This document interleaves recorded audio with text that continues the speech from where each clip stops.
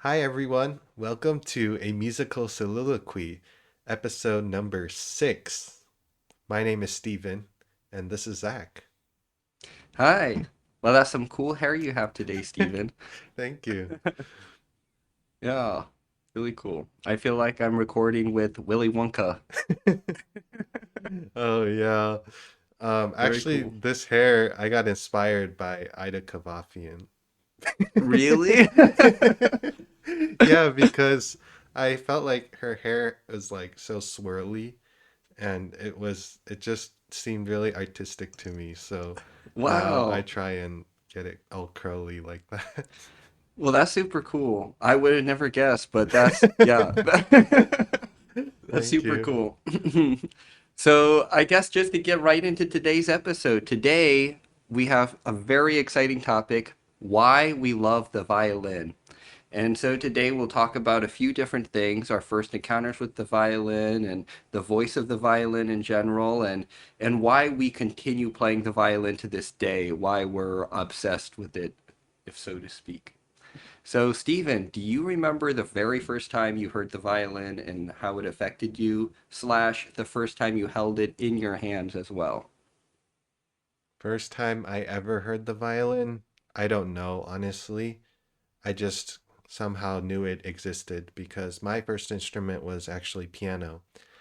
The first time I held it in my hand, I also can't really remember. I know that my brother started on cello in school and he was interested in violin. And so we got a violin. And probably when I started lessons was when I first held it in my hand. But Wow. I actually don't remember the very first time I heard a violin, but I remember the first time I really kind of fell in love with the violin. And that was probably when I heard someone like Midori or Itzhak Perlman and their recording. I remember when I was 8, I was learning Mendelssohn Concerto, and I was quite young to play Mendelssohn, but 8? Wow. yeah, but my teacher gave me the recording of Midori playing the Mendelssohn Concerto, and I just remember the opening being so beautiful, and I just remember thinking, wow, you can't do this on the piano. Just the singing melodic lines and the Mm. angelic sort of sound and just being floating up there and being so beautiful because I was playing so much piano and I listened to more pianists probably at that time, but I just remember being so drawn to the special voice of the violin.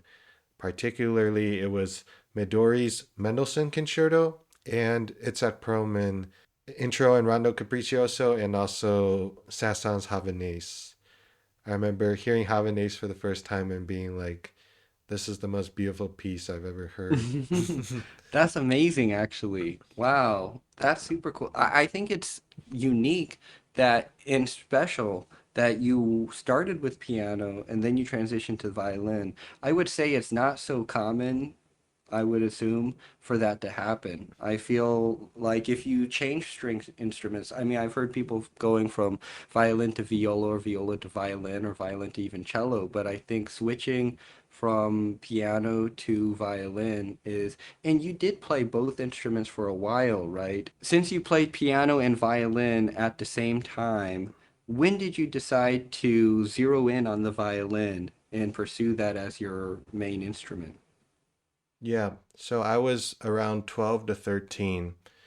I was turning to 13 and I was playing piano quite a lot and violin I was progressing. And as I mentioned, I started playing Tchaikovsky concerto and that was quite tough. I wasn't quite able to play it and my teacher felt like it was time for me to maybe level up to a different teacher and further my studies before I could really tackle some of these big repertoire on violin. And on piano, I had played some hard pieces. I had played like Prokofiev Toccata and I played like Saint-Saëns Concerto on piano and stuff like that. And I was doing really well, but I just faced a crossroads because music was getting more serious in my life and I knew that long term, I would have to pick one instrument to be my main instrument. As much as I loved both instruments, I feel like it's almost impossible to be really truly great at both. I know there are a few exceptions, but those are really rare. And I just kind of knew even early on that I needed to make that decision. And so I thought about it for a little bit. And partially it was because of my mom. She actually liked the violin's beautiful singing voice more too. It was her influence. And also, I felt that violin might be a little bit easier to maybe join an orchestra or just do things with it. Whereas piano, I felt like I was also struggling with piano a lot. I really wasn't good at learning music, reading music, especially bass clef, despite That's playing surprising to some me. hard pieces. Yeah, I wasn't that good at reading. I took so long to learn pieces, but I was really good at fine tuning pieces and bringing them to a high level. But I just felt like learning piano pieces was such a huge pain, and violin was so Mm, easy to learn the piece as a pianist because the notes were like not mm. even half less. It was like a tenth of Wow, the notes, not even. So that's crazy. um, a lot of different factors. I just felt like violin might be a little bit more tangible, despite me being actually less experienced on violin compared to piano at that time. I made the decision to focus on violin, and it really does come down to the singing voice of it. Wow. That's really amazing, Stephen. I think that's very cool. And was it, do you think vibrato was a main thing? When you say the singing voice, I mean, I never considered playing piano as although I was supposed to take piano instead of violin at the beginning, I never considered taking piano. And what would you say is the primary difference between the way that you make music on the piano versus violin? Since with piano you're also working with strings, but just in a different way. Yeah, vibrato certainly is the big factor, and also being able to connect notes, actually playing a true legato compared to piano. When I was young, I didn't really think about it in that way. I just thought that it was special and that I guess I liked playing melodic lines too. So that's also Mm, why I gravitated towards playing the violin. You do on piano too, but you play so much other things too. I felt like the violin could do what the piano could do, but it could make it just that little bit more special. Just playing the melodic line, but bringing just a little bit more beautiful. You can sing on the piano too. I guess my approach to both instruments is similar in that I want to sing on both instruments too. mm, But with the violin, you're able to really do physically and actually with the sound create more changes to the sound if you're talking about just a pure melodic line compared to piano. Whereas piano, you do so much else with the voicing and the harmony and the inner mm. melodic lines. There's so much other things you focus on piano, but I guess really being able to zero in on creating a beautiful melody, I think was what drew me to it. Wow. Did you find it difficult at the beginning creating a beautiful sound on the violin? Because while the violin is capable of producing beautiful sound. Even to this day, when I play violin, I feel I would always say a mild degree of stress in terms of I'm always thinking about try. I feel like I always have to try to create a beautiful sound.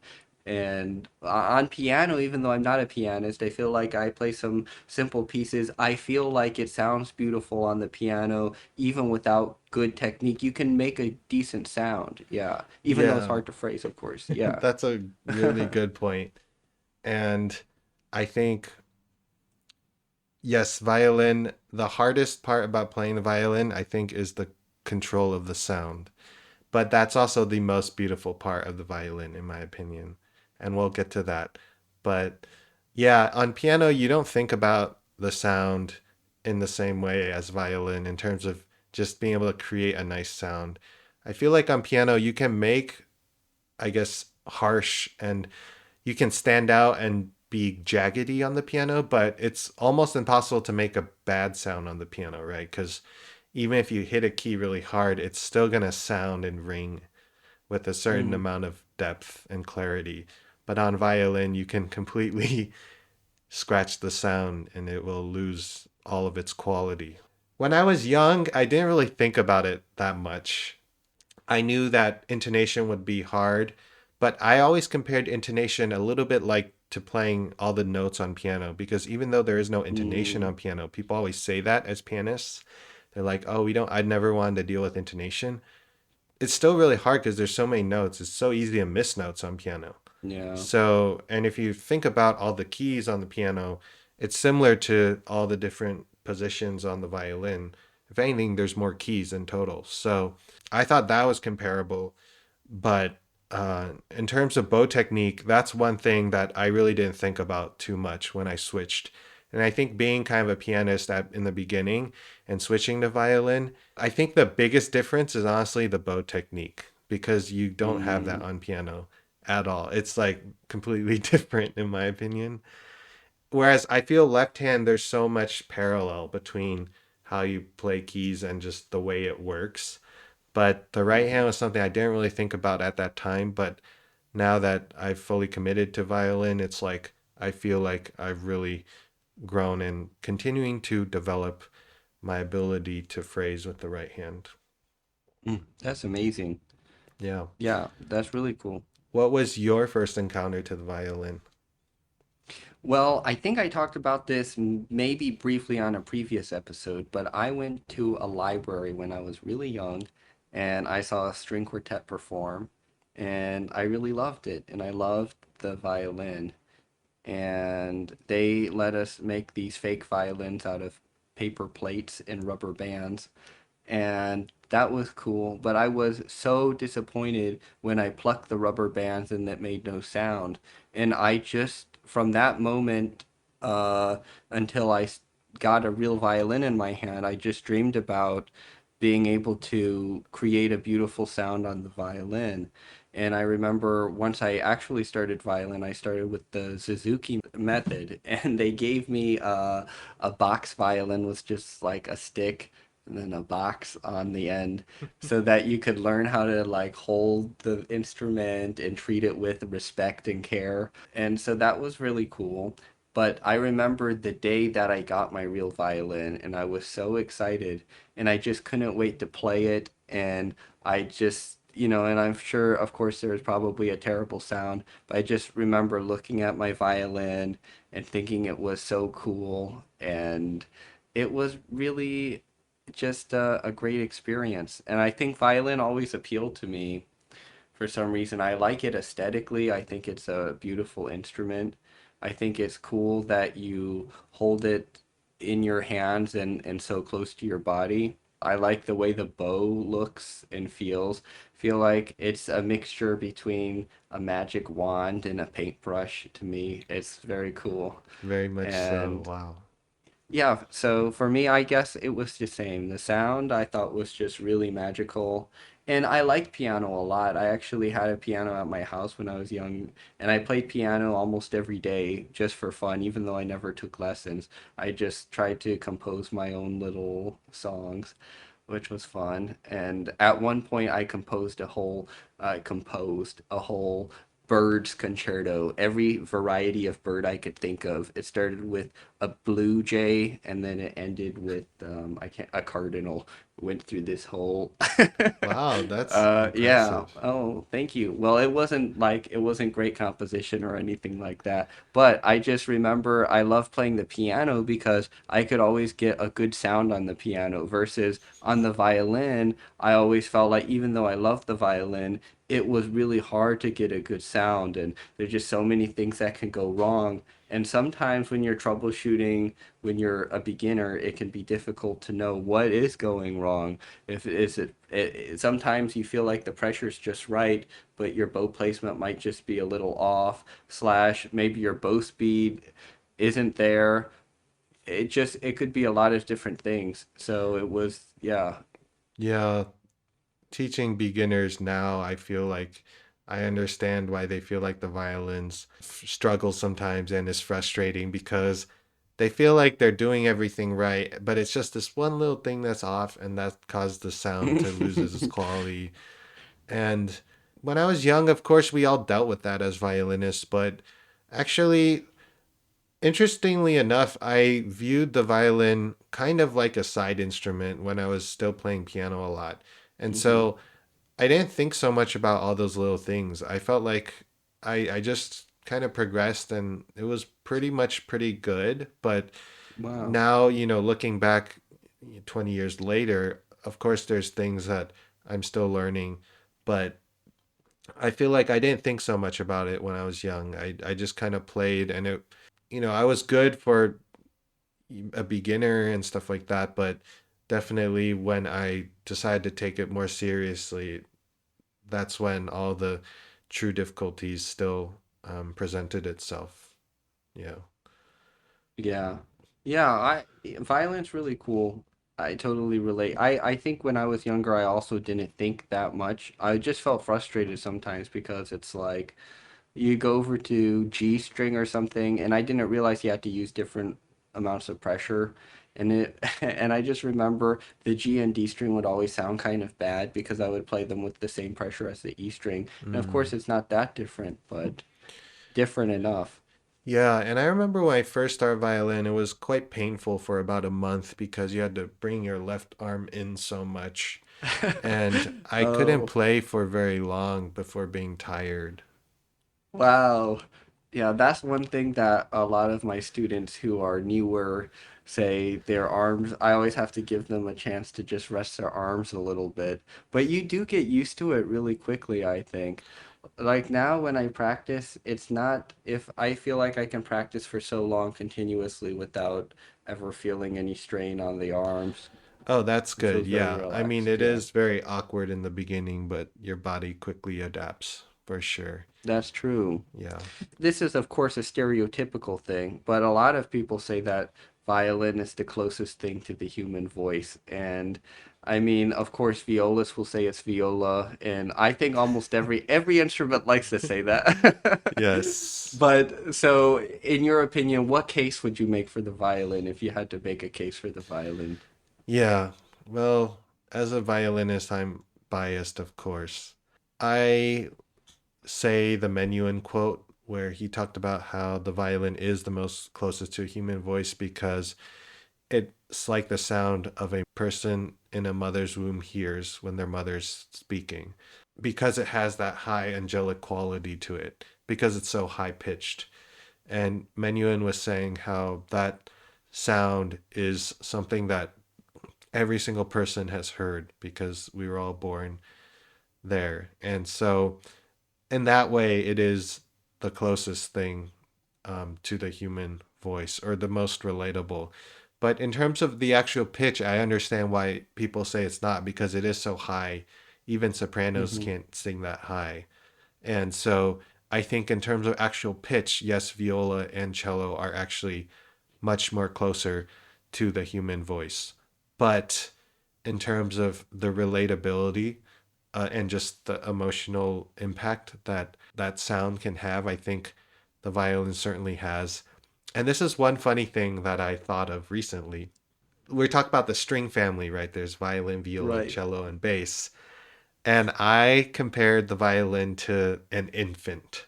So the violin Mm. really is the smallest. It's like a baby, right? And you can hold it and you have to be so careful and you have to caress it. And it's the most high pitched and it's the most innocent. And I think that innocence and angelic quality of the violin is what is so special about it. It's like a newborn baby, and there's just something Hmm. so beautiful about it. And it's just like it can squeal, it can make high pitches, it can make, harsh, not great sounds, but it's just like an angel.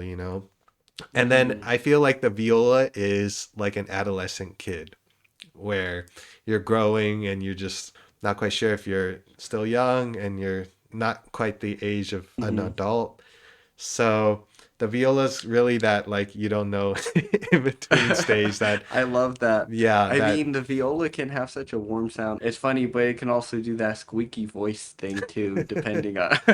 When I play viola, yeah, sometimes I don't get the best sound out of it because I don't have the right. Yeah, yeah, the yeah. adolescent phase. I think the teenager phase is the viola. The cello, I think Uh, a lot of people relate to because I think that's like the adult phase where you're grown up mm-hmm, and you have a deeper and more mature and just more settled in sound. And people love the cello because of that depth. And I agree, the violin does not have that same depth that the cello has mm-hmm, because of, first of all, its size, and it's just not meant to have that. That's what the cello is special for. And I think that there's obviously so much beauty in that too. And I think that's why people love cello more than violin sometimes.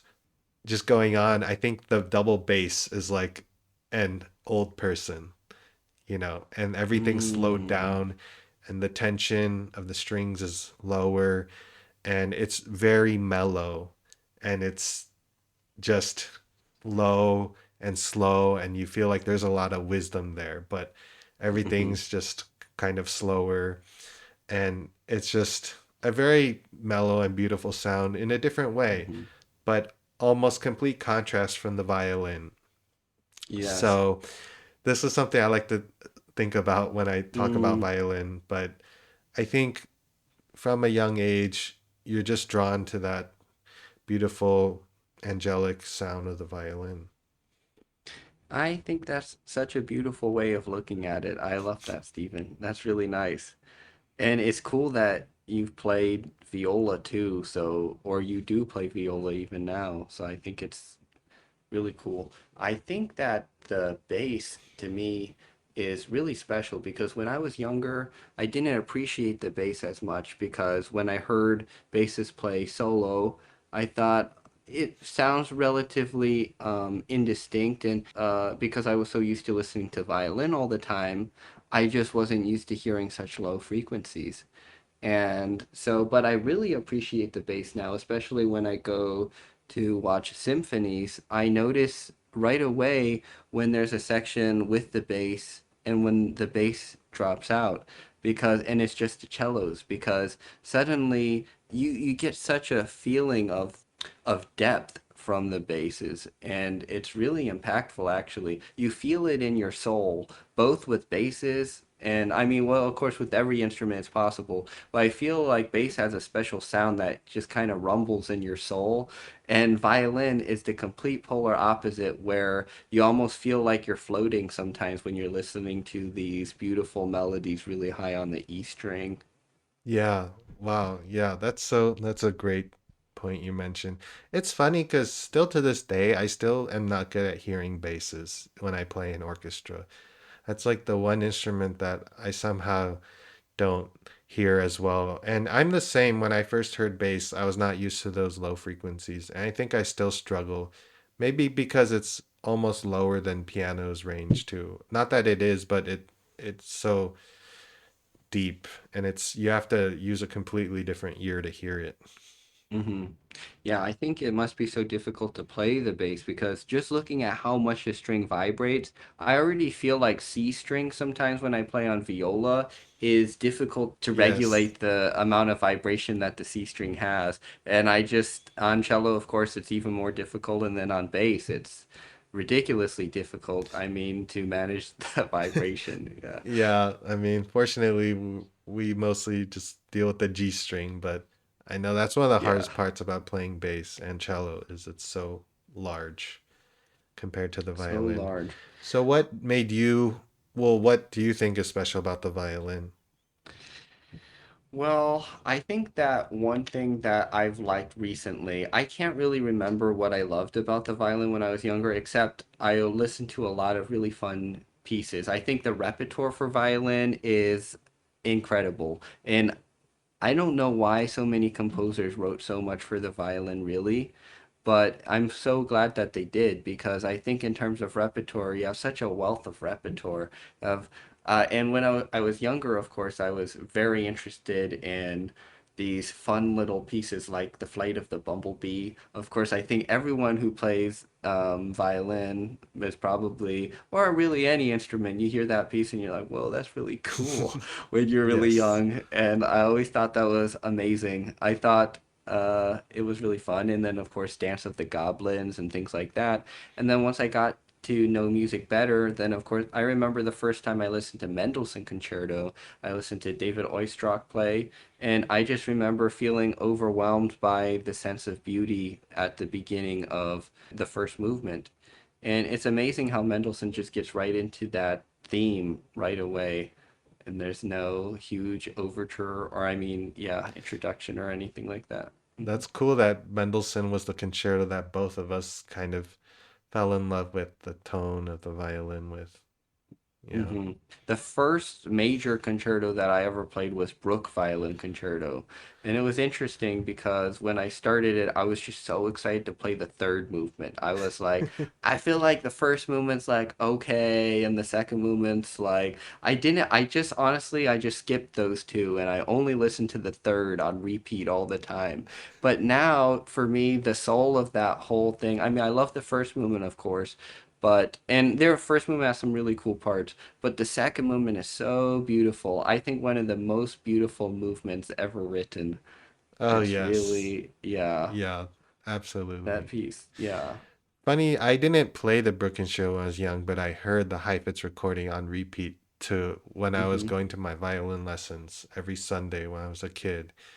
I Wow. My parents had the Heifetz CD of Brook Violin Concerto, Scottish Fantasy, and Vietnam 5. And so I got to hear Brook all the time. And Wow. so that left an impression, of course. And I agree with you about the concerto.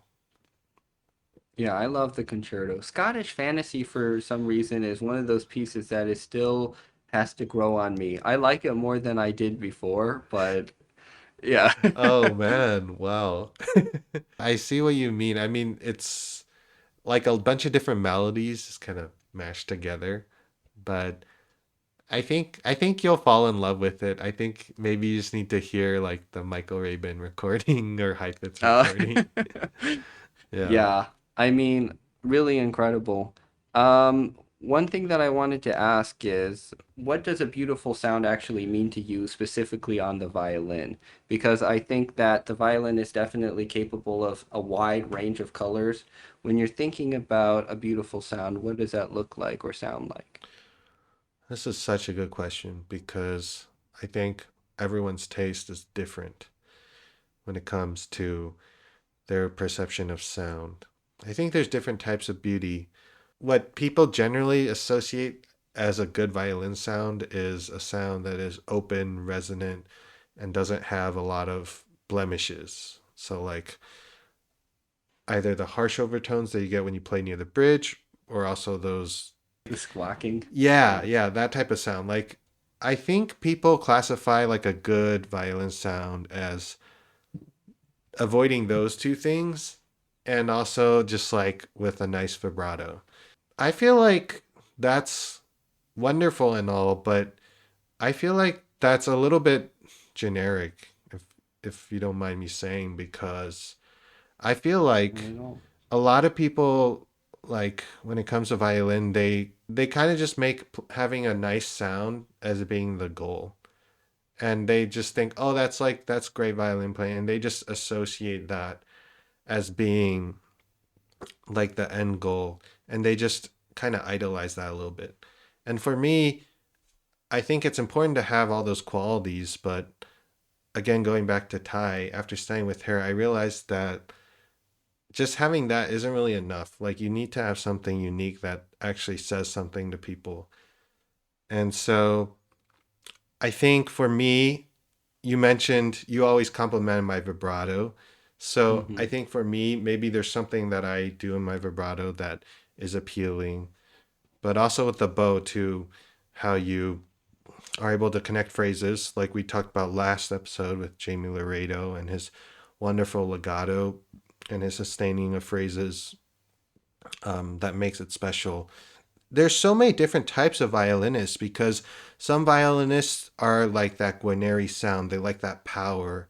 and that depth. And to them, it's like depth is what is beautiful for them. Some violinists are much more floaty and airy, and it's all about the overtones and just the beauty of bright violin singing, soaring sound. And then for other people, it's very different. I think there's a wide range in there. And I think you just got to explore what you find special. And it varies for different pieces. When you play Mozart, it's so different from like Schumann. But even within those things, you can still find something personal about your sound. I just think that when you play the violin, you can really have a personal sound as compared to piano. I feel like with piano, it's like you can have a style and you can have a sound too, but it's like violin is very personal. Yeah. That's true. You really can tell person to person who is playing with violin much in yeah, I'm Yeah. there are a lot of nuances with piano playing, of course, but I think those nuances are much more difficult to actually express compared violin. Instantly you just have a different voice. It's almost like a human voice in that way, just based on the person you are and how you draw the sound out, you have a different sound. I just wanted to touch on one thing that I really loved that you were mentioning, and it actually made me think of film because in this day and age, almost everybody is able to make a beautiful looking film. And but just because the film itself looks beautiful doesn't mean that it's a great film. And I don't think that just story's enough either, because having a great plot to a film is nice, but that's less related to the film than it is the people who wrote the original book or the screenplay. And I think that being able to communicate something meaningful is the key to all art, and the sound too, because at the end of the day, when you're producing a beautiful sound on the violin, I think that the key is to infuse that sound with part of yourself. And however you feel, if that's transferred into the sound, of course, with violin, it's there are a lot of different technical things to think about with just producing a clear, good sound, but I think a beautiful sound is beyond that. There's so many dimensions of sound, and I like how you touched on that. But it just really reminded me of film because these days when I watch film, most films look really good visually versus in the past you would define good films, you say this film looks great, this film looks a little unpolished, but now every film looks really polished because the technology is there. And I think the same with violin playing. I think you don't hear a lot of people play these days and you think that's an ugly sound. I think a lot of people in general have a good sound, but I think that adding that something extra to make the sound personal is what really relates to audiences and other artists who listen. I think that forms a personal connection between the musician and the listener. Yeah. Some violinists play the violin more like viola. They play with so much depth. That's why like Pinchas Zukerman and Julian Racklin play the viola so well because their natural approach Mm, to the violin is like with a lot of depth. Same with Jamie Laredo. But some people like Augustin Hadalick and people that like float the bow more, it just like doesn't work for viola as well. I personally feel like having a violinist that brings that ethereal floating quality is a little bit more beautiful in my opinion compared to someone that really mhm. digs in. I know a lot of the Galamian school violinists really love to dig in and power, and I think the violin has virtuosity and projection. But to me, what is special about the violin is its angelic singing quality, because that's something other instruments don't have. Cello Mhm. has depth, but it doesn't have that beautiful singing quality that the violin has, the soaring quality. Yeah, you're right. I do love that feeling. I like digging in a lot, but I equally enjoy just being able to float. When you're able to get the feeling just right in a piece, you almost feel like you're just soaring through the clouds. and it's you feel weightless almost, and you feel a sense of motion that's just difficult to describe, but I think it's really beautiful. Yeah, for some reason, I feel like violin, we're biased again, but I feel like because there's so many possibilities, because you can play with depth too, like a cellist and a violist, but there's so many possibilities with violin, I find. I feel with like cello, you're a little bit more limited with, and bass too, with just the sheer register and where that instrument is. With violin, you can experiment with so many different things. Also, violin is just a hugely virtuosic instrument, like we talked about last episode. More virtuosic than cello, viola, or bass. If you don't mind me saying, because Well, I'm sure some people would disagree, but yeah, feel like just in terms of the repertoire, I mean, I think it has the most virtuosic repertoire for sure. yeah, yeah. And it's like, it just feels like there's endless possibilities on the violin, Yeah. compared to like cello. I know is also very virtuosic, but I know cello likes to steal a lot of violin pieces, but I think there's a yeah. clear reason why so many incredible violinists like Paganini, Ernst, Vinyavsky, everybody writes all these fireworks on the violin. I think when you think of the violin, you think of its capabilities to do all this, and maybe because it's the smallest instrument and it's the easiest to have clarity, composers are able to write pieces that are very fast and you don't have to think so much about the timbre of the instrument versus with cello. I think you can only write, if you want things to be heard well, you can't write things super fast on the C string. It's just unfortunately it just won't come out, or it'll struggle to, I think. Yeah. Yeah. Another thing that is in line with this, like Lipset talked about, the reason why violin and piano are so popular is because they're really solo instruments. They project well Mm. in a hall and they're physical instruments. You can see everything that's going on compared to a clarinet or a trumpet. You can actually see, and people like visual things too. And yes, the violin has a sense of projection and a virtuosity to it that is special about it too, of course. I think Hmm. that's amazing about violin, but I would say that the singing quality is still the number one, the ethereal quality. I agree. Let's move on to our next part of this conversation and talk a little bit about our obsession with violin, why we continue to play violin, and whether or not you think that the violin can ever be mastered. Mm. I think for one, the violin is such a personal instrument again, because once you learn the fingerboard, it really becomes like a part of your soul. You wake up and you play your scales and you feel good. It's like your nutrients, right? And just putting the bow on the string, the satisfaction of making that sound, and just like a lot of things we do, because it's so personal, it just becomes a part of our daily lives. I feel like just how you eat every day, you got to play a violin every day. And um, it's kind of a rabbit hole, I feel like, because you either learn violin and you get pretty decent, you kind of play it maybe on and off, but you don't really get much better, or you go down the rabbit hole and you dedicate your life to the violin.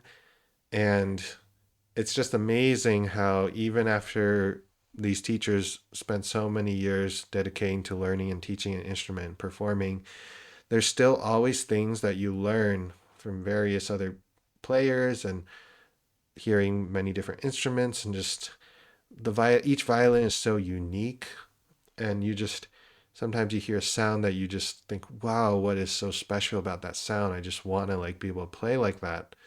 I just feel like there's just infinite things about playing the violin and the violin itself, and that keep us coming back, and just it just is a devotion. Truly, I feel you're really committed to playing and learning, and also the violin and strings are really related to physics. And I know physicians talk about string theory a lot.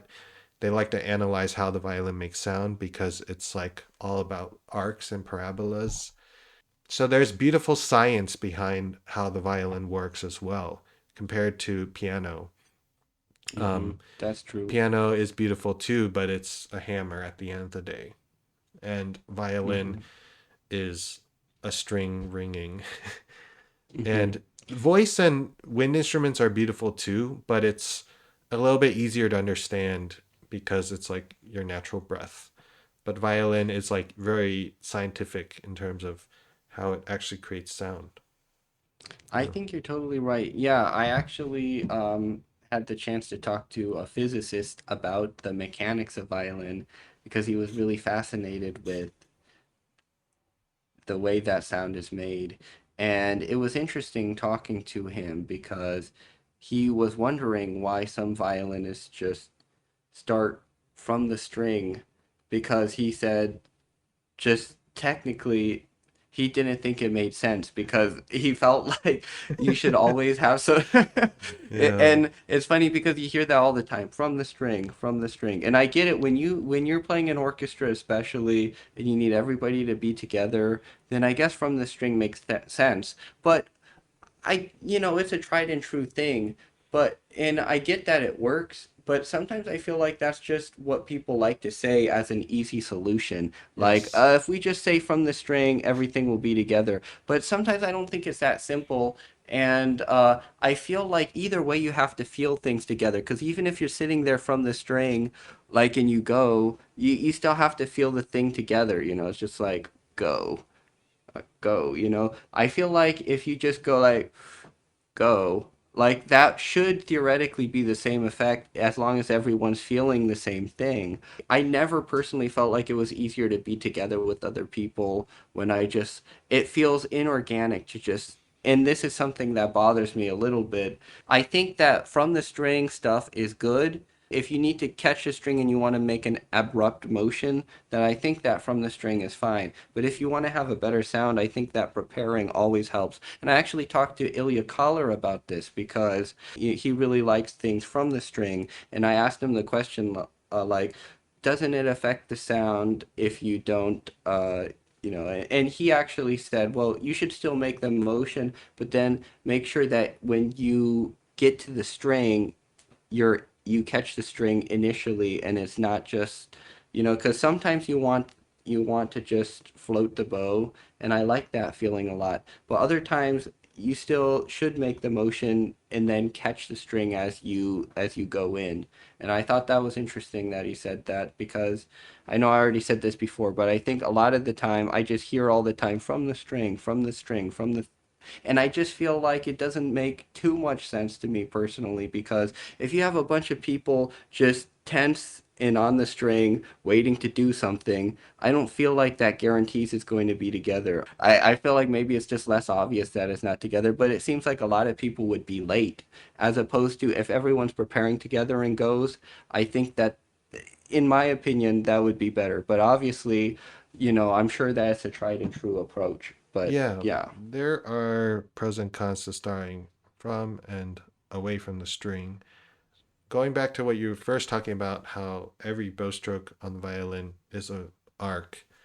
That's something I learned with Ty Murray again. Wow. Because when I was playing violin before, I was obsessed with like projecting and making a big sound. And that's like the Ivan Galamian school of just projection and being loud and being the soloist and being strong and having a huge sound. That's why they always like Guarneri's because you just press into the Mm, instrument and then it's like an explosion of sound. But it's not the most beautiful sound. It's not the most resonant actually because you're kind of crushing it. mm, And I remember specifically playing a certain piece and there was this one chord and I was just pressing super hard into it and like trying to sustain it throughout, and everything was a straight line. And I remember in the studio class, Ty was like, "Can you like make it an arc and release at the end?"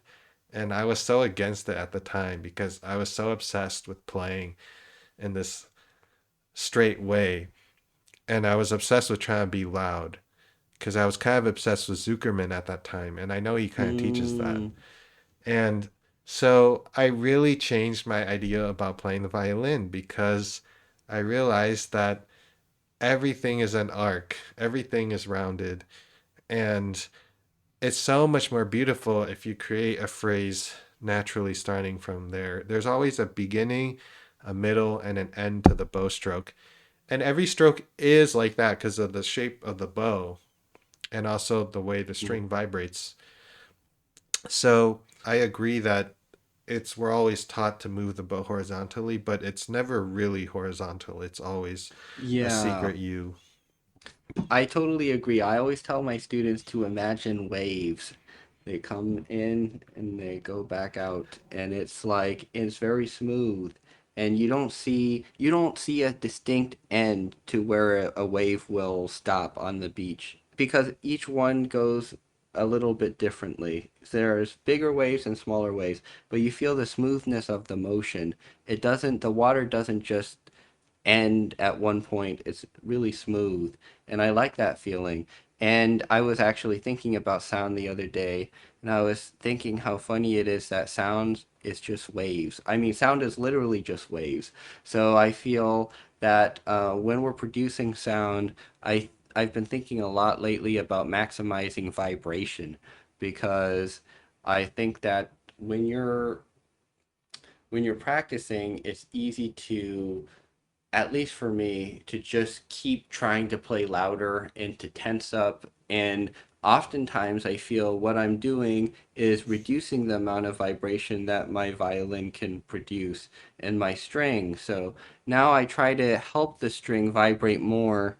And inevitably, I think that produces more sound and a more open sound as compared to the pressing. I think in an area of high intensity, maybe it's not a bad thing to really push into the sound and get that gritty tone that really shoots out. But I think, like you said, if you're looking for beautiful tone, I think maximizing vibration and being really relaxed can really help. Yeah. Something else that Ty talked about, there's a reason why I think she's my favorite teacher. But something else she talked about was there's so much depth to how much you actually push into the string. And for the most part, you want to not push down into the string too much. But if you do choose to do that, it can be a good color, and it is because it's a different color. It's more grainy. And she talked about Hmm. how the highest, most floaty is you're really on top of the string, you're barely scratching the surface. Most mezzo piano, mezzo forte, most normal quote unquote playing is you're basically going deep into the surface, but nothing too crazy. It's a very natural and healthy sound. And then maybe there's like a forte, a real sound where you feel like you need a lot of presence and directness. And then you can go to that further extreme where you start to introduce a bit of grain. And she was talking about imagining the string is kind of going sinking into the fingerboard a little bit. That type of sound is a different sound, and ultimately, as she always said, it's best to have as many colors as possible. So if you're able to do all those different things, the more the better. And I think I this just agree. ties back into the importance and epitome of a great artist is one that can express using their tools as much variety and beauty as possible. And I feel like that on the string thing is a little bit limiting if that's like the only way you decide to approach the string. I do think Hmm. that when you approach the string, there's always that little bit before you actually touch the string where you do need to have a sort of suspension and feel that you have contact with the string. Hmm. But again, if you always only start from the string or you always only use a certain way of playing with the bow, it just is only limiting. And so, you know, It's true. I just a small thing, that moment right before you hit the string, I recently started thinking of this always as sinking into some pillow-like clouds. Just that feeling right before you get into, I just imagine being in a bed and that's just really soft and you just sink in. I think that feeling when I go into the string there is really, it's just a nice feeling to have. And because I used to always be more angular with my playing, and Mm. I notice with things, especially with a lot of chords like Bach or Yazai or anything like that, it's like this always sounds so square, I guess. I don't know how to describe it besides there were sharp edges and it didn't feel like anything was beautifully phrased. And now when I do a big chord, in Bach or Yazai, I imagine there's a cushion there that I'm sinking into before I hit the string, and something about feeling that feeling, it's just really satisfying. Number one, and number two, I think it really helps the sound. Yeah, Lori Smuckler talked about that in my one lesson with her at Kneisel Hall. Oh, really? Yeah, she said, I forget exactly, but she said that your right arm should feel like you're being held up and it should kind of feel like clouds and soft and something like that along those lines. That's Yeah. really cool. Well, I guess the last question that I have for you is, what do you think a life without the violin would look like, and why is your life better with violin? Well, again, I feel like I would miss the singing ethereal quality of it because I feel like as I'm singing more these days, actually singing is really beautiful, obviously. It is the closest thing to a human voice because it is the human voice. I love singing, actually. Actually, singing is Hmm. probably my favorite instrument, actually, despite being a violinist. Oh, I love the wow. violin, but I think the violin is more beautiful than the human voice, but the human voice is more personal because it's Hmm. actually a part of us. I think that I would miss that beauty of violin. I feel like the violin is like a nature version of the human voice because it's made of Mm, wood you're and right. natural things and basically it creates the sound of the human voice but like not the human voice. And so It's like nature speaking. yeah, exactly, yeah, that's how I feel about violin. And I guess I wouldn't miss so much the singing quality because I would be able to sing, but I would miss that quality that you feel like you're part of nature and that you're. I feel like violin does give you that feeling of nature and that expansiveness of that like wood. When you hear that like kind of buzzing sound a little bit of the wood when you play certain notes, that is really nice. It's a nice feeling when you play the violin, for sure. That's true. Yeah, that's really cool. For me, I guess contemplating a life without violin was something that I did a lot actually because I wasn't sure I wanted to play violin. I just couldn't imagine my life without playing violin. Somehow, whenever I imagined it in my head, or I didn't practice for a few days just to see how it would feel, I felt so empty and strange. I just thought, I'm not sure I like this. And it's hard to quantify exactly what that is, but I think that violin is such a good source of expression. I think that just my personality, I really like expressing things. I like painting, and even though I'm not a good painter, and I really liked writing pop songs before, and now I like writing just in general.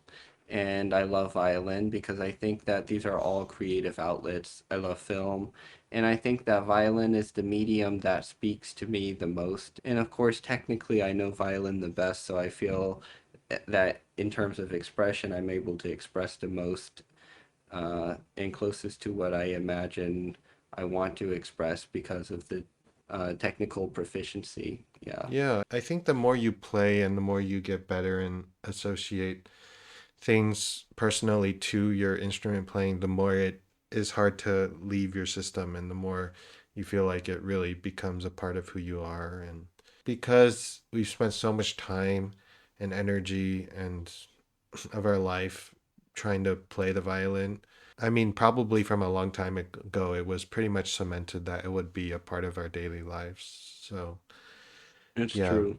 Although I do feel like it's important to spend time away from the violin too, because we can get too wrapped up. This is in any field, but Hmm. violin, it's easy to get super wrapped up on every single little thing about playing. And sometimes you forget just the natural joy of picking up the bow and playing a few notes and just enjoying it. I totally agree. I totally agree because I also feel like in terms of expression, it's so important that you go out and experience life so you have something meaningful to express on the violin. If all you do is practice and you think about classical music all day, then it's similar to circular reasoning. You have a limited means of expression because your life experiences are limited too. So I think that part of being a musician and an artist is having meaningful life experiences, I think. Yeah. Yeah, I think also, like you said, the more you kind of figure out things technically and the more you solve problems and things start becoming natural, it does start to feel kind of satisfying to be able to fully express what you want to express. And, Mm, throughout these years, you mentioned you tried other mediums, and violin has been the one that has stuck throughout all those years. And I think it's the same for me.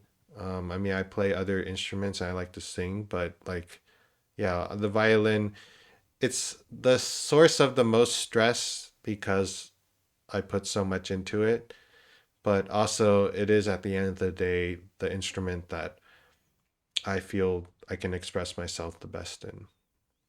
hmm It's interesting. This is just one random point, but it's interesting how your ear adjusts to your level. So you never do anything and think, man, that sounded amazing. Where versus, I just kind of wish that at a super low level, like I could take that self and have them play as me now so that I could just feel fulfilled as what I'm doing. Because I feel like usually when you play, your as you improve, your ear tends to get more critical. So at every stage of your development, you always are chasing an ideal that's just out of reach, and you feel like you never reach that.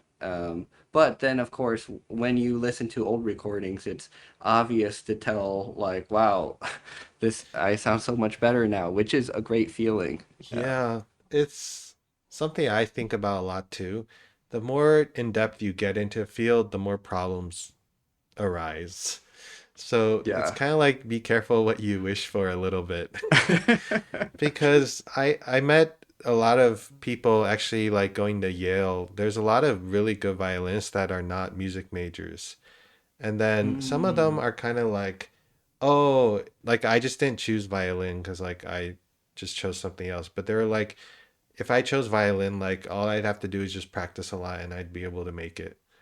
And I'm kind of a little bit hesitant whenever they say something like that because I feel like it's really not so simple. Because I feel like, yes, they've reached a very high level just doing what they've done.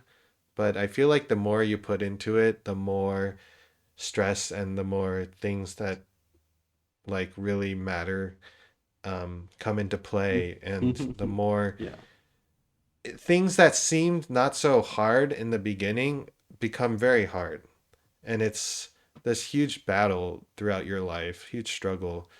And That's true. oftentimes you mention like how you actually improve a lot through the years, but sometimes you might notice things that get worse or things that like seem so easy when you're young and they're not easy anymore. Mm. And I personally experienced that a lot because like I talked about setup and on the violin and just the Mhm. basic idea of playing. Like when you're young, you just don't think about that. And most violinists don't think about it as much as I do, but it's like something I think about a lot, and it has caused a lot of stress and a lot of times where I felt unconfident when I play. But at the same time, I know that that is something that is going to be truly unique to me, and that as I figure out what works, that's going to be what's truly special in the end about what I bring to the table. I find that you can't go into violin thinking, oh, it's just going to be like a smooth sailing, like I'm just going to keep getting better and I'm going to win the next competition and everything's going to be great, because I find that only when you struggle through something can you really bring something special out of it. And if something just comes super easily, it might be great in the moment, but I don't think you're really embarking on the journey that a violinist I think should have in the long run. I think that definitely encountering obstacles is part of growth. I think that it can really help you accelerate your growth actually. And it can, yeah. And one thing that I like that you said, it made me think of this quote that says, the more you know, the less you realize you know. And I really feel like that's super true for violin, for music in general. I think that the more you understand how much you don't understand. And that is daunting in itself. I think that's why a lot of people who are really at the top of their field aren't very egotistical. And a lot of the people who are the cockiest are people who are usually not the best because I think as soon as you become pretty cocky, I think that you limit your own potential for growth because if you think that you know everything there is to know, you stop seeking new knowledge and you stop improving, basically. So I Yeah. think by always looking for something, always trying to improve and never being satisfied with your progress. I think it's good to look at yourself and be happy with where you are. I think that feeling good about where you are is a good thing. But what I mean by not being satisfied is always pushing for more, always wanting to achieve the unattainable, basically. I think that's really impactful. Yeah. And yeah, I think this goes along with why it's so hard to put down because it becomes a natural part of your life. And a lot of why you're stressed is due to it. And a lot of what you feel so satisfied in doing is part of the violin. I mean, it's with us for many hours of the day, and we don't even think about it. But compared to most normal people, most non-musicians don't play an instrument every day. They're nowhere near an instrument. yeah, So it's like, it's hard for them sometimes to understand that we basically live and breathe the violin all the time. So, yeah, that's yeah. true. That's really true. I I'm just laughing because I feel like our we had a whole arc of conversation. We got into some pretty introspective stuff, and both of our moods got much more calm, I guess. Yeah. Anyway, well, should we go into the practice tip of the week? Yeah, let's do it. So, my practice tip for this week is never give up. I think that goes along really well with everything we just talked about. Yeah. So, this is something I've struggled with, which is why I'm bringing it up. Everyone Mm. has. But sometimes when you try something and it just doesn't work, you just feel like no matter how hard you try, it's just not working. And I think it's important to take a break at that time, first of all. But I think that just through all these years, I've learned that just showing up and trying the next time something new, whatever comes to mind, and just being okay with it not necessarily working, but just learning through the process, eventually something will click and something will work out. And it will be something you didn't quite expect, but it will be really amazing. But the important thing is that you were there and that you continued on the journey. And this can be for something big, like a long term journey on improving your left hand technique or improving your bow technique, whatever. Or it could be something small, like just one passage that you're struggling with. But I often find that it's just so many things encapsulated into one playing the violin. And oftentimes, if you struggle with something, you can get really frustrated, but you try it again a few seconds later and it works perfectly fine. And then you realize that a lot of it is our own brains, our own mental getting in the way and thinking, man, this is just too hard and impossible. But there is a path forward. And I think it's important to believe in that always. And so that makes whenever you struggle with something, it gives you a lot more peace because you feel that, like it's okay, I can't do it perfectly now, but I'll keep trying. And it's amazing how things do work because we're still the same people. It's just it's always such minor differences a lot of the time that make the difference. And I think because we have such a huge emphasis on, oh, once I get it right, I gotta practice it so it's super good and then it's never gonna get wrong again. I think that mindset is not the mindset you should be having because I think it's kind of the easy way out, despite it sounding like, oh, it's like I'm gonna put in a lot of work and do a lot of repetitions. I feel like, at least in my experience, it hasn't been so easy. I never felt like, oh, if I just practice it a little harder, it'll be like way better. Because I've always found that only in the process of exploring have I really improved the most on the Mm. violin. And I don't view it as something that I just go and do my reps and then am kind of bored with it. And I know a lot of people kind of view it that way, but I don't think that's how music should be because I Yeah. think that violin is a part of your life. And if your life is only about just achieving things and doing the bare minimum, I feel like that's not very interesting. Well, I definitely resonate with what you're saying, and I think that in terms of never giving up, you're right. It can apply to big things, it can apply to small things, and it's funny because I feel like life always tests you and to see if you're serious about something. If you say you want to do something, first the path looks completely clear and you're like, I can totally do this and it's not going to be a big deal. I'm going to do it. But as soon as you start doing it, life drops a bunch of blockades in your way. And it's only then that you realize, do I actually want to do this or was I just saying that I wanted to do this? And I think that with violin, it's the same. There are a lot of different examples that you could say, but say if you were going to try focus practice for a month or ideally your entire life, but say just like focus practice for a certain time a month and not be distracted. First, it'll be easy selling, but then, of course, obstacles will come up and you'll be tested on your dedication to whatever. And you can choose if you want to push forward or if you want to give up. And that's your choice. Like, nobody can force you to do anything.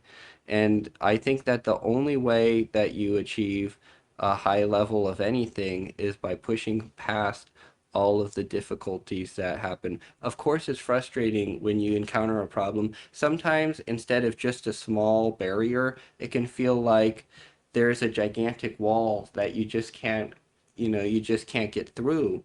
And you can feel overwhelmed and frustrated looking back at how far you've come, and now you're just faced with this huge wall that you can't possibly get around. But sometimes it's necessary to encounter those obstacles because then it forces you to put things into perspective and to think of new creative solutions, just like what you were saying with exploring. And I think only by encountering these obstacles can you push your success forward. Sometimes I view it as a rubber band. You feel like you're staying in the same place, because something's pulling you back. But then once you break through, you're propelled forward into a period of strong growth. And I think that growth takes time, and no success can happen overnight. It's only through years and hours and hours of years of careful preparation and dedication, basically, that you can achieve great things. And I think that goes for everything in life, really. Yeah, yeah. So why don't we jump to our recording recommendation of the week? Okay, well, this is one of my favorite recordings of all time, Claudio Abbado's recording of Prelude to the Afternoon of a Faun with Berlin Phil. It's an incredible recording. It goes right along with our painting episode, which was episode 3, I believe. And even the album art is so beautiful. This piece is really one of my favorite pieces of all time, and I think this is just the most incredible recording. I listened to this on repeat for like 2 years, and I just really love this recording. And every time I listen to it, I'm always amazed by how beautiful it is. So many emotions. Wow. It's so funny that you listen to orchestra music nowadays because you used to like really dislike orchestra. Yeah, I used to really dislike orchestra, but I realized that I just dislike the experience of being in an orchestra because you can't hear so well when you're in an orchestra. And so I never appreciated the orchestral rep that much because I thought I'm spending like 3 hours every week playing in orchestra. I don't want to listen to orchestra outside of this. But I didn't realize that could be such a great experience because I never went to any orchestra concerts really because I was playing in the orchestra. When I went to watch an orchestral concert, I didn't really know the repertoire, so I was always focused on solo violin stuff.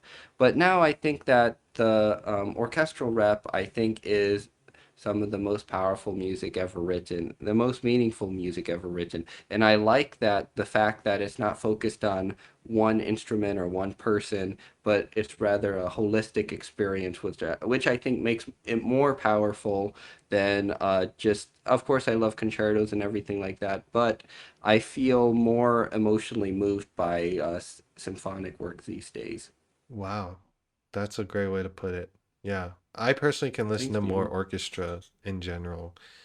But yeah, I'll take a listen to that recording. I know Abado and Berlin Phil, so should be a match made in heaven. Um, It was, yeah, I yeah. love that piece too. I mean, Debussy, La Mer, but also that piece is super special. So Mhm. yeah, what about like the Berlin Phil do you like in particular? Well, there's actually a few recordings of this piece, probably more than a few, but a few that I've listened to of Berlin Phil playing this piece, Prelude to the Afternoon of a Faun by Debussy. It's interesting because they always sound really good. And with every conductor, they sound completely different, I would say. This recording I particularly love because the very first notes are so beautiful. I was listening to a bunch of recordings side by side, and as soon as this came on, you almost feel instant tears rush to your eyes because it's just so beautiful. And then I love Abado's timing. He just takes a little bit more time than a lot of conductors do when there are these pauses. And then the sense of motion that is created texturally throughout the piece is so impactful. It's almost philosophical. Whenever I listen to the piece, I always get all these philosophical thoughts just coming to mind about the meaning of life and artistry and things like that. And that doesn't usually happen when I listen to most pieces. Another piece where that always happens is Rachmaninoff Piano Concerto Number 3 or Rachmaninoff Symphony Number 2, which I love both of those too. Mm. But Prelude to the Afternoon of a Faun is such an impactful piece, and it's amazing to me how Debussy is able to pack so much emotion into such a short work, really. Just, I think, 13 minutes or something like that. Yeah, I don't know how the Berlin Phil gets the sound they do, but somehow it always sounds so alive whenever they play, and I just feel that there's an intensity to their sound that other orchestras don't have, and a romanticism too. And they are the number one orchestra for a reason. So, yeah. It's true. Well, with that, that concludes episode 6 of A Musical Soliloquy. We hope you enjoyed, and we hope to see you in episode 7. Bye. Bye.